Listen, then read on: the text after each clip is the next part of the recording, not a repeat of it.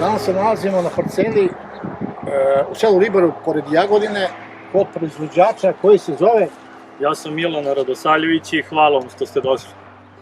Evo, parcela je pod pšenicom i ja bih te zamolio da nam kažeš koja sorta je u pitanju, kada je sejana i šta si koristio od preparata ove godine. U pitanju je sorta LG Abilko. Setvena norma je 270 kg, setva je bila 19. oktobra u optimalnom roku. Ulazimo u proleće, kad dolaze korovi, kad dolaze bolesti. U T1 tretmanu sam, pored herbicida i insekticida, koristio Tornado. U drugom tretmanu sam koristio Mortonic Plus i u trećem tretmanu zajedno sa fungicidom đubrivom Tornado 33. U prvom tretmanu sam koristio Tornado u dozi od 2,5 litra po hektaru, tako i u trećem tretmanu protiv fuzarioza, takođe 2,5 litra po hektaru. Znači išli smo i protiv papelnice i žute rđe i išli smo u drugom tretmanu protiv fuzarija.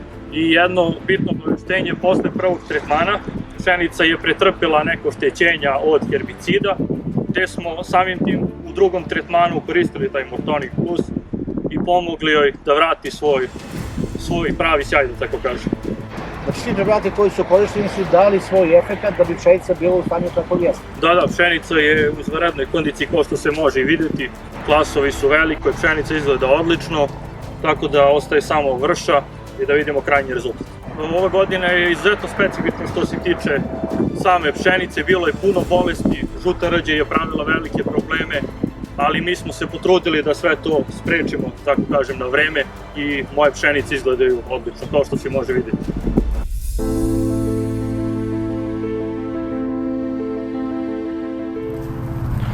Dobar dan svima, evo nas u žetvi pšenice, danas je 14. jul, napokon smo počeli.